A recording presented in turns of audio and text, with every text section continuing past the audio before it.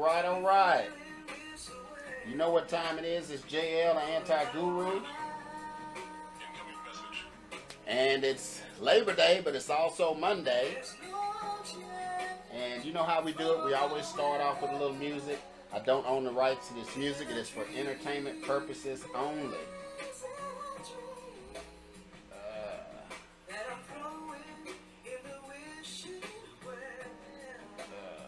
All right.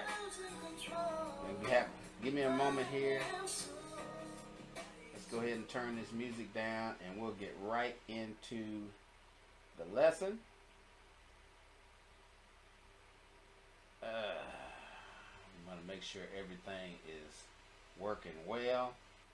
Today we're continuing our series on traffic secrets. This is the very secret number 1, which is about how to find your dream customers. So just give me a moment, guys. I'm still learning this platform.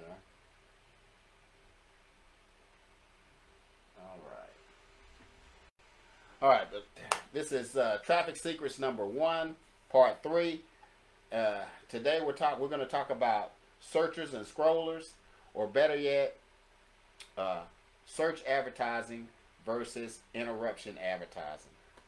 So let's just go all the way back to before the time there was internet, TV, radio. Up until the 1800s, people searched for what they needed. They talked to folks, they looked for things, they went to a store. But back in 1886 is when the Yellow Pages was created. And that was the perfect solution for searchers, because all they had to do, they had a book they could open up if they were looking for a carpenter, or they were looking for a doctor, or they were looking for a lawyer, or if they were looking for a roofing company. All they had to do was go to the Yellow Pages, look it up, make a few phone calls, or look for the address, go check them out. But the bad part about that for business owners was you had no control over what was going on. You had no way to grow or scale that type of advertising, so you had to wait until somebody just came in. But we fast forward, now it's 1927, TV's been invented. And then just a mere 15 years later, on July 1st, 1942, during a baseball game, I believe it was in New York, I can't remember the teams, but they had the very first TV commercial, which was, it was a Bolivar watches. I don't know if y'all know about Bolivar. Bolivar is a watch company, been around a long, long time.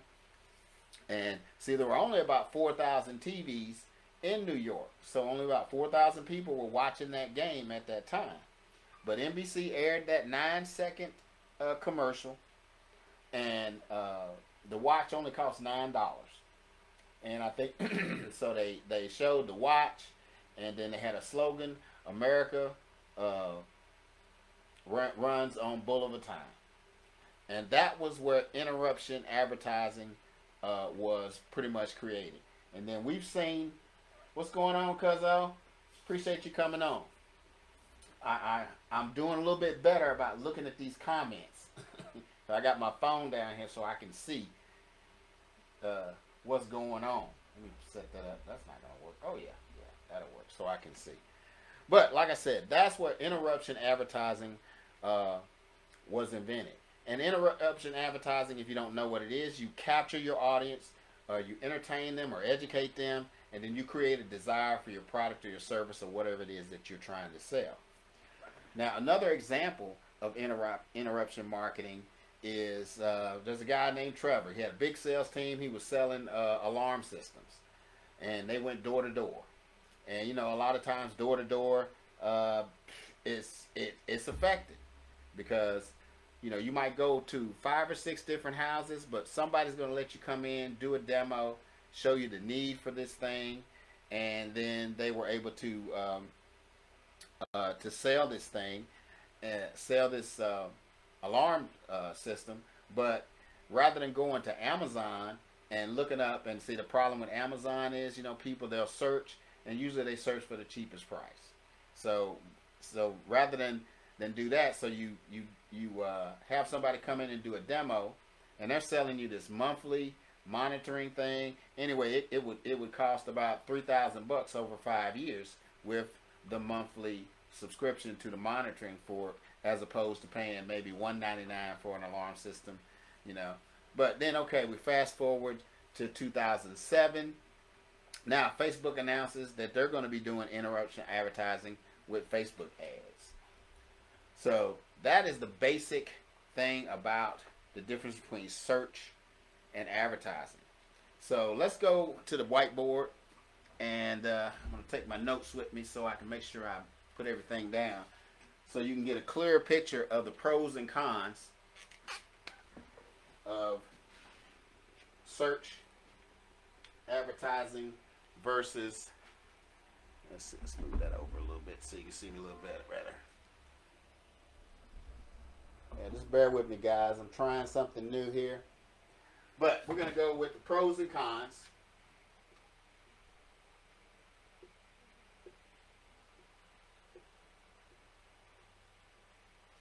For search advertising. Ooh, that's not even a D. The very first thing about searching, the pros is they come to you.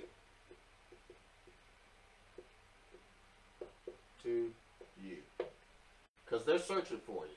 And those people are hot buyers. They've already decided that they need something. They searched for it. They found you. They're going to come to you, and they're ready to buy. So those are the pros. Now the cons are that when they're searching, what else do you think they're doing? They're comparing.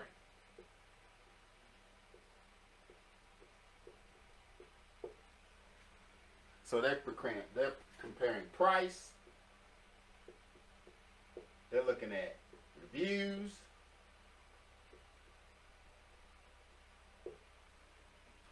And they're looking at the quality of whatever it is that they're searching for. Now the problem with this is when they're comparing, they're looking at price, reviews, and quality. And the only way sometimes you can compete with that is you have to get cheaper. And nobody wants to be cheaper. It never works. Because if you start out in your business and you're trying to compete by lowering your prices, then you won't win. And plus, you're getting less money for whatever your product or your service is. You're not valuing yourself. So that's the pros and cons of that.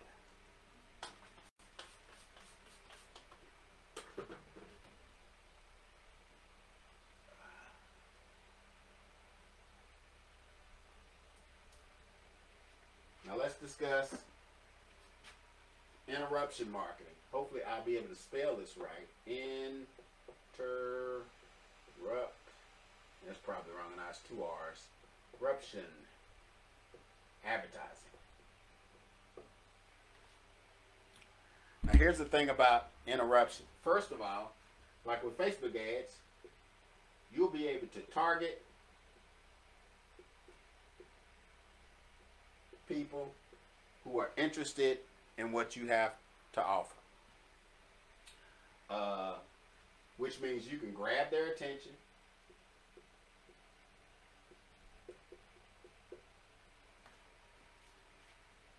So you can sell to them. Also, these people, they might not be hot, but they'll be warm. Because they may have a problem. They may know they have a problem, but they don't know that there's a solution out there. So you get to grab their attention and educate them, or as we like to say, edutain them, where you educate them and entertain them at the same time with your advertisement. And they are warm traffic. So you increase your chances of making that sale, selling that product, selling your service. Now the cons are the customer, potential customer, isn't looking for you. They may not even know you exist. So here's the thing. You have to become good at the hook, story, and offer. Now that's another section in this book, Traffic Secrets, which is what we are talking about today. I think it's secret number 3 that's in this book, where we go into detail about that. So again, you have to become expert or very good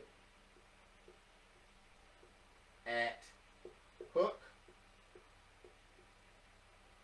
story, and making good offers, which is not hard to do. So again, remember, the pros for interruption advertising is you can target the people who are interested, you grab their attention so you can sell, and they're a warm market. The cons are they're not looking for you. But if you get good at hook, story, and offers, then you will be able to make more sales. Now, so let's get this up and we'll go back. Last week,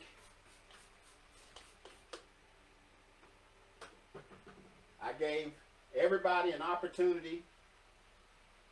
Well, not everybody, but one person is going to get an opportunity to get the Traffic Secrets book 100% free.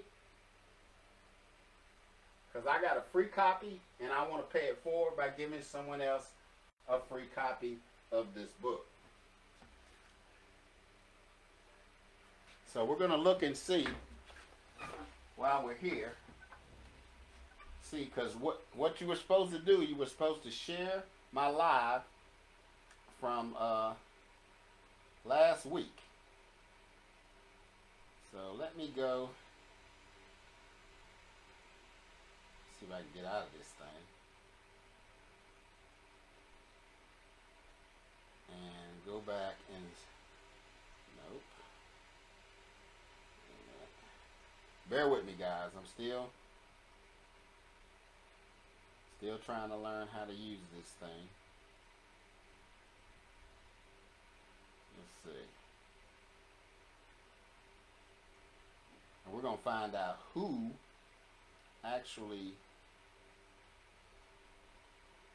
if I can figure out how to work this thing. I love it when technology works. All right. Well, I'm going to have to do this another way. I was trying to look it up on my phone, but that is not cooperating. So we're going to go to my PC and pull it up and see who the winner is. I'm excited about this. Let's see. See who actually shared it the most. All right. Well, we have a winner. We have a winner. And the winner is one of my good friends, actually best friend, Joe Abraham. So, Mr. Abraham, you have won the free copy of Traffic Secrets. Angela, you were real close. If you had just shared it maybe 2 or 3 more times, you might have been able to beat him out. But as it stands, Joe Abraham has won the free copy. Now, if you want to pick up you can still get a free copy of this book, guys. But you do have to pay for shipping to get it. Now, if you're interested in getting a free copy of Traffic Secrets, you simply go to the link in the description, antigurumarketing.com, Traffic Secrets, and click that link. And all you have to do is pay the shipping, and they will send the book to you free of charge. And I think the shipping on that book is $8. So, I appreciate everybody who has been on here live. And next week, I'm not quite sure what, subject we're going to be talking about. But as always, we're going to be definitely giving you something that you can use. I may do a couple of more secrets out of this book. I'm not going to be doing a whole lot like I did with copywriting secrets. I did probably 10 or 12 of those, and there were 31. I think there are not quite as many in here. There are only 20 secrets in here. But, you know, this is a great book. I've been reading it myself. If you are an entrepreneur, one of the other skills besides copywriting that you have to learn is how to drive traffic online. You know, especially in today's world. If you do not learn how to do that properly, you will struggle in your business because you can't get customers. And if you have a brick and mortar business and you have an online presence, whether it's a website or something like that, you know, people are not coming into the stores like they used to.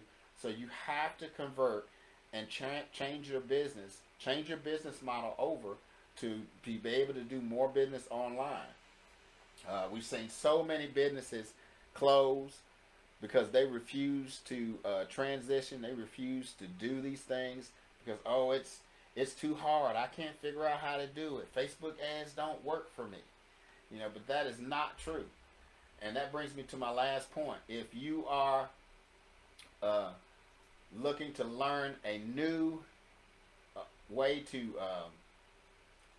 advertise, if you want to learn how to do Facebook ads, if you are looking to do, now the newest thing out there, guys, and you've heard me talk about this before, is video marketing. Video marketing, 87% of all content is consumed in video form nowadays. So if you don't know how to do video marketing, you're doing your business a disservice. It is, and it's super expensive. I'm running a campaign right now myself, and I'm averaging 1 cent a view. Now it's different from other advertisements where you get people to click and go to your website or go to a capture page. This is simply to get you views.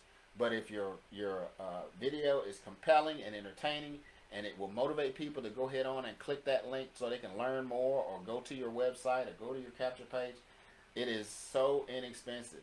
For the month of August, I got 11,000 impressions. That means 11,000 people saw my video. And out of that 11,000, I got over 3,000 people who actually looked at it and viewed it. And out of those people, they viewed almost half of the video. So, if you want to learn how to do that, if you want to learn how to do YouTube video ads, if you want to learn how to properly do Facebook ads, then I've got a course that's called the Anti-Guru Marketing Method. And if you are interested in picking that up, I'm going to put the link in the comments where you can go pick that up and check it out.